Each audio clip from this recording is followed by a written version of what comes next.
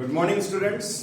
बेटा नया चैप्टर तो स्टार्ट कर चुके हम, ठीक है। उसी सीरीज में बोर्ड लेक्चर 4th, ठीक है ना। चैप्टर का नाम सॉल्यूशन, ठीक है। अब इस पर्टिकुलर लेक्चर में हम जो टॉपिक को कवर करेंगे बेटा वो है हेनरीज लॉ। हेनरीज लॉ, ठीक है। 2 मार्क्स का टॉपिक है, बराबर। स्टेटमेंट है, इसका मैथमेटिकल फॉर्म है, फिर एग्जाम्पल है, ठीक है। उस तरह से देखते हैं। सबसे पहले बेटा इसका स्टेटमेंट देखेंगे कि क्या स्टेटमेंट है, ठीक है। तो देखो स्टेटमेंट क्या है इसका। स्टेटमेंट है बेटा solubility of gas in a liquid, solubility of gas in a liquid is directly proportional to the pressure of gas over the solution, ठीक है। स्टेटमेंट ध्यान रखिएगा, solubility of gas in a liquid directly proportional है किसके साथ में, pressure of gas over the solution. ये over जो वर्ड है ये वेरी इंपॉर्टेंट, ठीक है ना। इसी पर पूरा डिपेंड है पूरा का पूरा, ठीक है। अब इसे समझने के लिए पहले इसका मैथमेटिकल फॉर्म देख लेते हैं बेटा। तो मैथमेटिकल फॉर्म में सोलुबिलिटी को हम रिप्रेजेंट करेंगे एस के साथ, डायरेक्टली प्रोपोर्शनल है तो प्रोपोर्शनल का साइन, और प्रेशर को हम रिप्रेजेंट करेंगे पी के साथ, ठीक है। तो इस तरह से अब इसको इक्वल का साइन देना है तो एस इक्वल, यहाँ पे उसका कांस्टेंट तो इसको देंगे की एच डॉट पी, तो ये आ जाएगा इसका मैथमेटिकल फॉर्म, बराबर। अब इसमें प्रेशर जो है इसको हम काउंट कर सकते हैं बेटा एटीएम में या फिर बार में, ठीक है ना। और सोलुबिलिटी जो है, ठीक है, इसको मोल पर लीटर, ठीक है ना, या फिर मोल पर डीएम क्यू, ठीक। तो ये जो केएच है इसका यूनिट क्या बनेगा, ठीक है ना। तो यहाँ पे केएच जो है इसे हम नाम देंगे हेनरीज, ठीक है ना, हेनरीज कांस्टेंट, बराबर है। अब हेनरीज कांस्टेंट का फार्मूला जो है, ठीक है, इसका फार्मूला तो के एच इक्वल, ये एस है बेटा, पी को इधर ट्रांसफर करना पड़ेगा तो ये एस अपॉन पी, ठीक है। तो ये आ गया फार्मूला के एच का। अब इसका यूनिट देखते हैं, ठीक है ना। अब इसका यूनिट में एस का यूनिट क्या बताया था आपने, मोल पर डीएम, ये आ जाएगा इधर मोल पर डीएम क्यू, और अपॉन में पी में क्या आ जाएगा यहाँ पे बार, ठीक है। तो इसको हम लिखेंगे कैसे, इस यूनिट को हम लिखेंगे मोल, अब डीएम क्यूब है ऊपर जाएगा तो क्या हो जाएगा डीएम -3, और बार भी ऊपर जाएगा तो आ जाएगा -1। इस तरह से बेटा ये इसका यूनिट डिजाइन हो जाता है, ठीक है। तो ये केएच का यूनिट आप इसको इस तरह से लिख सकते हैं, ठीक है ना, मोल पर डीएम क्यूब, ठीक है। अब इसमें, ठीक है, डीएम क्यूब की जगह पर आप लीटर भी लिख सकते हो बेटा, ठीक है। अब इसमें एग्जाम्पल की बात करते हैं, ठीक है।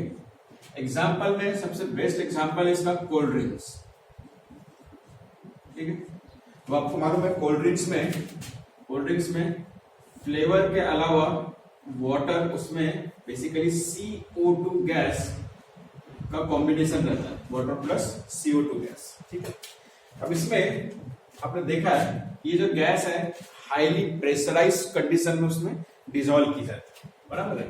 अब ये प्रेशराइज कंडीशन में डिसॉल्व है या नहीं, इसको हम समझने के लिए मान के चलो कि अगर हमने एक कोल्ड ड्रिंक का इस तरह से एक बॉटल कंसिडर किया है, ठीक है ना, ठीक है। अब इस बेटा इसको नाम दे देते हैं हम पेप्सी, ठीक है ना, बराबर। इसके बाद में यहाँ पे इस तरह से ये इसका, अब आपको मालूम है इसके ऊपर नॉब रहता है इस तरह से, ठीक है ना। यहाँ पे थोड़ी सी गैस फिलअप रहती है हाईली प्रेशराइज कंडीशन में। जब इस कैप को, ये जो कैप है, इस कैप को जब ओपन करते हैं, ठीक है ना, आफ्टर ओपनिंग द कैप, जब आप कैप को ओपन कर देंगे, ठीक है, तो उस कंडीशन में फिर क्या नजर आता है बेटा, तो ये जो कोल्ड ड्रिंक का जो बॉटल है, ठीक है, जब कैप ओपन हो जाता है, ठीक है, तो इस पर्टिकुलर से, ठीक है, बहुत सारा वाटर झाग के रूप में इस तरह से बाहर आ जाता है, ठीक है। ये जो झाग है इसे साइंटिफिक टर्म में हम क्या बोलेंगे, इफरवेसेंस। क्या बोलते हैं इसको, इफरवेसेंस। आप देखिए कोल्ड ड्रिंक के बॉटल में एकदम से कैप को रिमूव करके देखिएगा, इस तरह से पूरा झाग के रूप में बाहर आ जाता है, ठीक है। ये जो झाग जो बना इसे कहा जाता है बेटा इफरवेसेंस, इफरवेसेंस, ठीक है, इफरवेसेंस, ठीक है। अब इस इफरवेसेंस को, ठीक है, ये क्यों आ पाया, इफरवेसेंस का फॉर्मेशन क्यों हो पाया बेटा, आपको पता है यहाँ पे वाटर फिलअप किया है यहाँ पे, ठीक है ना, जो गैस फिलअप की गई उसको प्रेशराइज कंडीशन में डाला जाता है, बहुत ज्यादा प्रेशर अप्लाई किया जाता है ताकि ये गैस इसमें डिसॉल्व हो जाए। तो जैसे आप कैप को रिमूव करते हैं वैसे क्या होता है, यहाँ का प्रेशर रिलीज होता है और ये पूरे गैस मॉलिक्यूल्स वाटर मॉलिक्यूल्स को भी अपने साथ बाहर ले आते हैं, और इसी वजह से ये इफरवेसेंस तैयार होता है, ठीक है। तो बेटा इस इफरवेसेंस का फॉर्मेशन क्यों होता है, ड्यू टू द, ठीक है ना, यहाँ पे जो गैस फिलअप की गई है प्रेशराइज फॉर्म में, उस वजह से ये इफरवेसेंस का फॉर्मेशन होता है, ठीक है। तो इस तरह से यहाँ पे एक दूसरा एग्जांपल लेते हैं, ठीक है, ये एग्जांपल तो प्रूव कर दिया कि हेनरीज लॉ। ध्यान रखिएगा बेटा, ठीक है, किसी भी लिक्विड सरफेस के ऊपर जितना ज्यादा प्रेशर आप अप्लाई करेंगे उतनी गैस उसमें डिसॉल्व होती है, बस उसी को लेके ये हेनरीज लॉ है।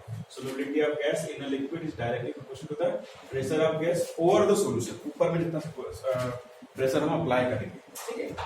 अब यहाँ पे एग्जांपल लिया गया बेटा NH3 और CO2 गैस का, ठीक है।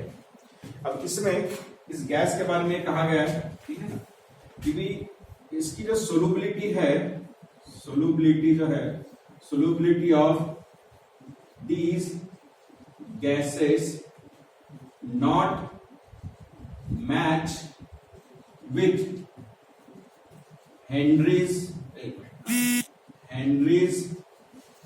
law, ठीक है ना, not match with Henry's law।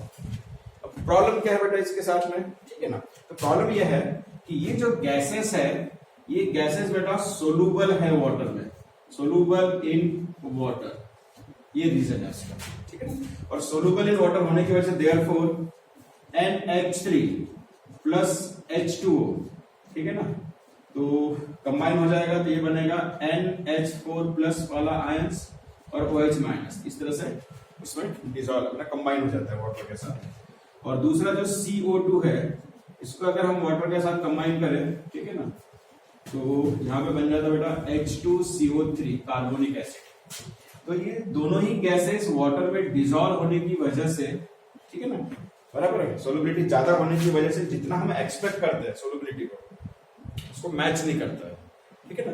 Normally क्या होना चाहिए कि जो भी गैसेस हम लेंगे वो वाटर में डिसॉल्व नहीं होनी चाहिए, तो जो हेनरीज के हिसाब से जो सोलुबिलिटी आएगी वो उसको मैच करेगी। लेकिन अगर वो डिसॉल्व होने वाली गैस रहेगी तो जितनी आनी चाहिए सोलुबिलिटी उतनी नहीं आ पाएगी, ठीक है, हाईली डिसॉल्व रहेगा ये। तो हेनरीज के हिसाब से सोलुबिलिटी अलग आएगी और एक्चुअल में बेटा अलग आएगी, ठीक। तो ये ध्यान रखना है दोनों गैस के बारे में। तो इसको हम यहाँ पे हेनरीज लॉ को बेटा यहाँ पे कंप्लीट करते हैं, इसके न्यूमेरिकल्स देखेंगे, ठीक है।